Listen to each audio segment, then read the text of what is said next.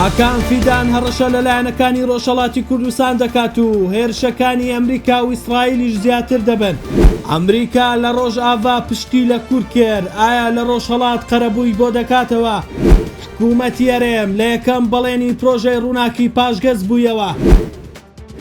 دوای ئەوەی کە دوێنێ هاوپەیمانی لایەنەکانی ڕۆژهەڵاتی کوردستان یەکەم بەیاننامەیان لەبارەی دۆخی ئێران و هێرشەکانی ئەمریکا و ئیسرائیل بڵاو کردەوە و داوایان کرد کە لایەنگرەکانیان خۆیان ڕێک بخەن و چاودێری دۆخەکە بکەن. ئاکان فیدان لە نوێترین لێدوانیدا ڕایگەیان داوا دەکەین دۆخی ئێستا ئێران هێور بکرێتەوە. وتیشی چاومان لەسەر کوردانی ئێرانە وەک ئاماژەیەک بۆ ئەوەی کە لە هەر جوڵەیەک کە لایەنەکان هەوڵی کۆنتڕۆڵکردنی ناوچەکە بدەن ئەوان دەزوەردان دەکەن هاوشێوەی ئەوەی لا ڕۆژاوای کوردستان کردیان. جێی باسا ئەو گۆڕانکاریانە لە کاتێکدایە کا دوو ڕۆژی ڕابردوو هێرشەکانی ئەمریکا و ئیسرائیل لەسەر بنکە و بارەگاکانی پاسداران لە شارەکانی ڕۆژهەڵاتی کوردستان زیاتر بووە وەک بەشێک لە بەهێزکردنی توانای سەربازی ئێران لە ڕۆژهەڵاتی کوردستان.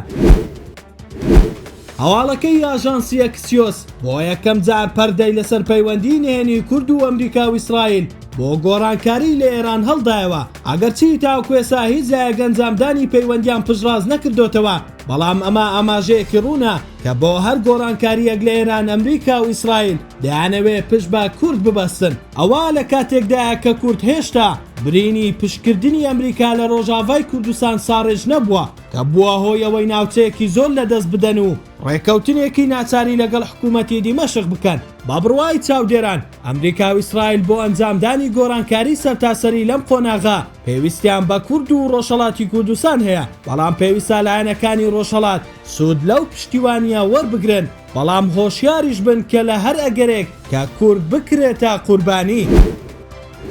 لەگەڵ دەست بەکاربوونی پرۆژەی ڕووناکی حکوومەتی هەرێم ڕایگەیان کە لەگەری کوشانەوەی کارەبای 24 کاتژمێریەکە ئەوە خۆی پارەی مۆلی داهلیەکان دەدات بۆ ئەوەی کارەبا بە هاوڵاتیان بدرێت. دوای 3 ڕۆژ لە ڕاگیرانی پرۆژەی ڕووناکی و نەبوونی کارەبا لە بەشی زۆری ناوچەکانی کوردستان بۆ هۆی ڕاگیرانی کارەکانی داناغازەوە، حکوومەتی هەرێم ئامادە نەبوو ئەرکی پێدانی پارە بە مۆلیدەکان لەسۆ بگرێت بۆ ئەوەی کارەبا بە هاوڵاتیانی هەرێمی کوردستان بدەن. تا 2000 بڕیار درا هاوڵاتیان لەسەر گیرفانی خۆیان کرێی مۆلیدەکان بدەن.